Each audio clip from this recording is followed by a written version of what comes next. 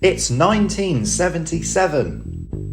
The first Star Wars film is in the theatres and talking heads are hitting the radio waves. Elvis has left the building for good.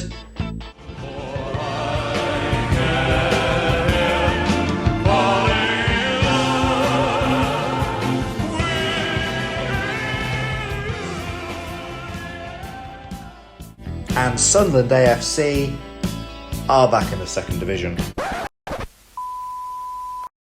The 70s had been going very well for Sunderland, winning the FA Cup in 1973 and the second division in 76 under Bob Stokoe. But in 1977, under the guidance of Jimmy Adamson, the club once again suffered the heartache of relegation. Throughout the decade, the team had been wearing kits produced by Umbro. The classic red, white and black of 73, the yellow and blue second division champions kit and the white change kit of the mid-70s had set the standard. However, the Scripture logo was rather generic. It was time to make kits that were personal and told a story of who Sunderland AFC were. In 1977, Sunderland unveiled a collection of kits so good, the President of the United States, Jimmy Carter, came to Sunderland just to see them. The new kits brought the now fabled ship badge to the shirts for the very first time, featuring a ship, the red and white stripes, a clever wave feature borrowed from this coat of arms, and blue, referencing the club's origins wearing that colour.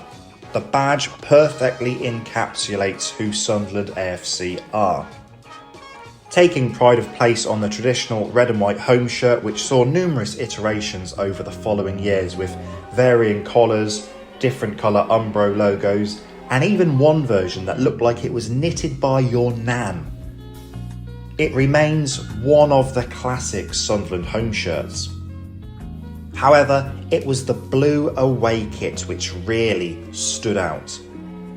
Royal blue with red and white striped collar and the signature Umbro taping down the sleeves. It's essentially the Beatles of Sunderland AFC away kits. Everything that followed has been inspired by this. The colourway became a staple, living on to this day. The lineup was later complete with the addition of the white third kit with its red and blue trim. So the Black Cats now looked the part. Could they return to the big time? The club were, at this point, 31 years removed from their latest First Division title. They had to get back to their best. It wouldn't happen straight away though. Sunderland finished 6th in the 77-78 season. Youngster Gary Rowell proved a very valuable player, scoring 18 goals. However, his finest hour was yet to come. During the 78-79 season, he scored 21 goals. It was during an away clash at Newcastle when he scored a hat-trick in a 4-1 win, when he wrote his name into Sunderland folklore forever. And the chance for Rowell, and he's got it! Newcastle pace to get away from their shadows, and now here's Rowell bursting through. And there's another beauty from Gary Rowell. Gary Rowell has scored both goals in the first half. Now gets a wonderful chance to get his hat-trick from the penalty spot. The usual whistling we could do without. And Rowell has made it 3-1. The blue away is still referred to as the Gary Rowell kit because of this match. Sunderland went on to finish 4th. An improvement, but still not enough to get promoted. Could they make it third time lucky? Ken Knighton arrived as the manager to spearhead the new campaign. Brian Robson would net 20 times as Sunderland romped to a second place finish and finally promotion to the big time. 1980 saw the tragic murder of John Lennon outside his home in New York City. It also saw the biggest twist in cinema history. I support Newcastle United, Luke.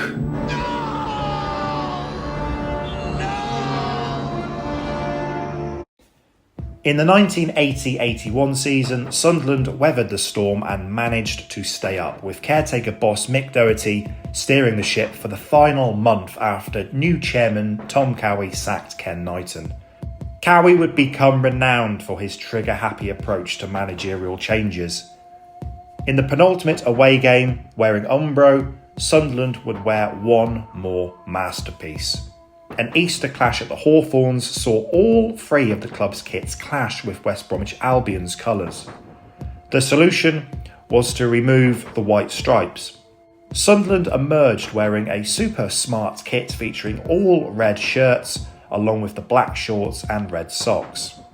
It was a radical departure from the club's traditional look. It was a successful experiment.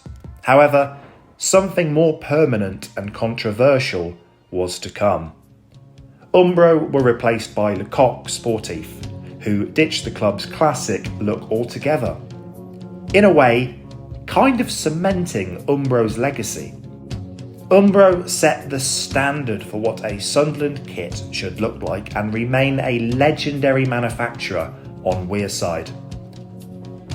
Umbro returned in 2007 for Roy Keane's debut Premier League season, and although Hummel are currently knocking it out of the park, maybe one day we will see Umbro adorn the famous red and white once again.